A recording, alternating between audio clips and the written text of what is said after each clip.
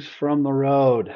It is 10 minutes to 11 in Granbury, Texas. Central Standard Time. Today is January the 9th, 2026. We just performed the first show of 2026 with the Sam Morrison Band. Um, man, I've been in the band for, God, I can't believe this year is going to mark 27 years for me. Um, and what an amazing ride it's been. And after the first show, of the year, I always kind of reflect on stuff because we've got a lot of stuff coming in. Matter of fact, we got calls today about the show in Florida. We've got a bunch of stuff coming up in Arizona, um, Nevada. We're just going all over the place this year. And as usual, my heart is filled with gratitude for it, and I'm very thankful for it. Um, one of the things that I have to say is after being in the band this long, you can't be in a band and do something this long and be this, you know, attached to something and not learn things still after all this time. I'm always learning new things and new stuff and how things work. So, as I've mentioned in past videos, we travel with our own in-ear monitor system. This particular gig was a fly gig, so they're providing backline for us. Backline, if you don't know what that is, it is where they provide everything for you. Literally, I have a bag of drumsticks and my an old phone that I have a metronome on for my click that goes into my in-ear monitors. I have my in-ear monitors and a tablet that I run my mix on. Um, we can tap into their system and get our mix going and run our own in-ear mix, which is nice. But we're kind of spoiled with our rig. We've got it pretty dialed in. Um, but yeah, we learned a lot today. We learned, first of all, you got to kind of be able to think fast when you're learning an app and running how to uh, run a mixing console for the first time. This new mixing console on this particular app is way different than the one that we normally use.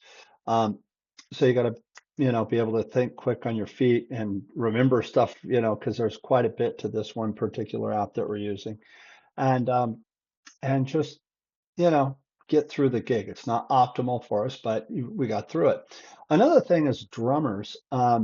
You're going to have backline gear a lot. And really, I think everybody's, when if you're good enough player, you get some backline gear. And if you have time to work with it, you can tweak it in and get it happening for yourself. If you're a drummer and you get a backline kit, sometimes it can be a bit taxing. It can be a bit hard to use the backline gear because it's so different than your gear. So what I do is I specifically have my drum set up in such a fashion that any backline kit, I can tweak it in just like my kit with little effort and get everything in place where I want it and um, and also get it tuned up good. One of the great things where I really lucked out tonight, I'm an Aquarian drumhead artist. Unfortunately, the kit did not have Aquarian heads on it. It did have an Aquarian Super Kick head, which I have talked in past videos about how 9 times out of 10, if a kit does not have um, uh, Aquarians on it, on the whole kit, they usually have a super kick on it because the super kick is hands down the best sounding kick drum head on the market. That was one of the things that Roy Burns used to say. He used to say that the super kick was the best invention they ever came up with. And I agree. So anyway, had a super kick on it, had some coated ambassadors on the top of the toms, and same with the snare drum. Snare drum was good. Snare drum. The cymbals were nice. I'm a Sabian guy. They didn't have Sabians. They had another brand of cymbals, but they were good. They were some higher end cymbals. Sometimes you just you don't get great sounding cymbals. I used to carry my cymbals as a side note on a plane, but again, it just gets to be such a hassle sometimes. And what would happen is a lot of times I'd get to the gig and I just carried my cymbals across the country and the cymbals were good on the kit when I got there. I'm like, well, why'd I bring mine? So I've kind of learned over the years to adapt and play what is provided for me. So as a side note to any drummer watching this, kind of get used to that. It's do yourself a favor, give yourself that gift of being able to sit down and play on what's provided for you. You can now we have a writer and we have a backline requirement list. That doesn't mean you're always going to get it though. Um, I am a Gretsch guy. I did have a Gretsch kit today. It was not one of their upper level models, but it was good kit. Unfortunately, it had been played a lot. Again, the heads on it were fairly fresh, so I tuned it up really good, and it sounded and played really good. But because it had been played a lot, the problem I was running into was the one of the bass drum spurs was broken, and so. Um, as I'm playing and the hoop of the bass drum goes into the bass drum pedal where it clamps on. Drummers know what this is about. And since the bass drum spur on the front part of the drum was broken, the drum was rocking inside the bass drum pedal and coming loose. And I kept chasing and fighting it all night long. This particular show was 2 sets. They wanted us to take an intermission because it was in an opera house, which was really cool. Really cool old opera house at downtown Granbury. Absolutely beautiful.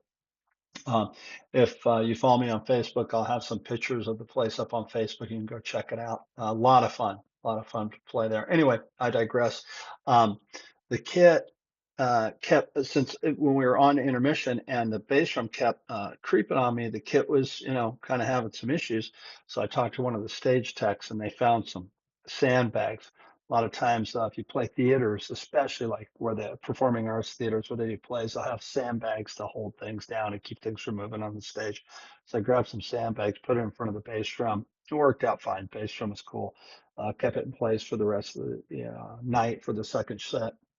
And I played a drum solo during the second set. So during the solo, nothing came undone, nothing broke, so it held together good. So, um, my point with telling that whole story is not to dog on the kit, but just be ready because you're going to run into situations like that. You're going to run into things where things aren't optimal, and you do have to just kind of deal with what you're given. And that's what we did. And sounded great, played great, got through the gig. So I'm very thankful for that.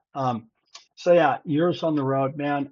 Again, I've been in this band for so long, and I've seen people come and go. And this is,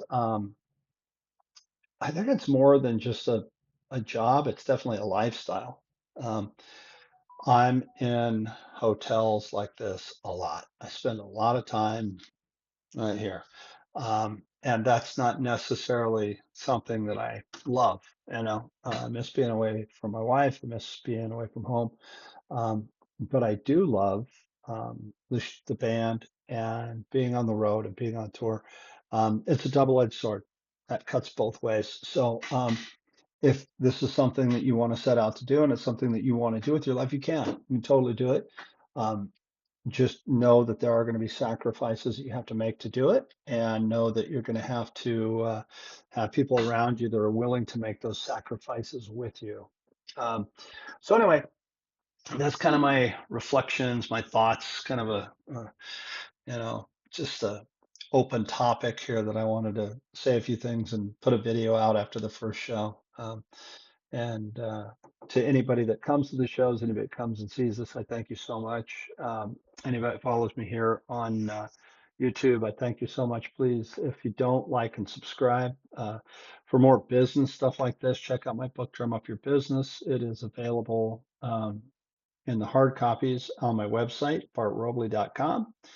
And in digital download version, it is available on Hudson Music. And there are links in the description below to that. And I found this funny here. I'm going to close with this. This is kind of cool. So the first tour that I did with the Sam Morrison Band was like the very first tour was in 2000. Was it yeah, it's 2000. I got a call from Sam. I'd subbed with him a few times, and where his drummer couldn't make it, I came in and filled in. And we got along great. And he calls me up and he goes, "Hey, my drummer quit and my guitar player quit, and we are going on tour over in Europe. And I would like you to join the band. Come over to Europe with me." And I said, "I'm in." And so I've been holding on ever since. Anyway, we were in Bosnia and we were on Eagle Base, Bosnia. We were playing military um, uh, bases all through the Balkans during the Balkan skirmish when Milosevic was in kind of doing his genocide over there. Incidentally, we were 20 miles from Parliament the night that they stormed it to get him out. And man, that was something else. Active war zone, crazy stuff. Anyway, we were over there. We were walking across the base, and there was this thing that said chaplain. I walked in there. It was a little church that they made, and I got this Bible over there, and it lives in my. I'm reading in the book of Esther right now. Incidentally, that was my mom's first name. Reading in the book of Esther right now, and so I carry that with me on the road. It's been on the road with me ever since Bosnia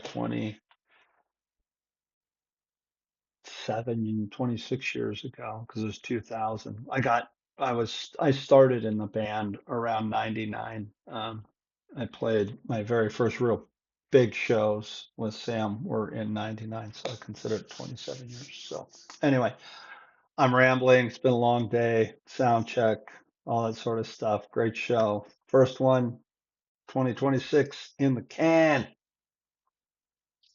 Maybe I'll do another one tomorrow before the show, after the show. I don't know. Anyway, thanks for watching. See you in the next video.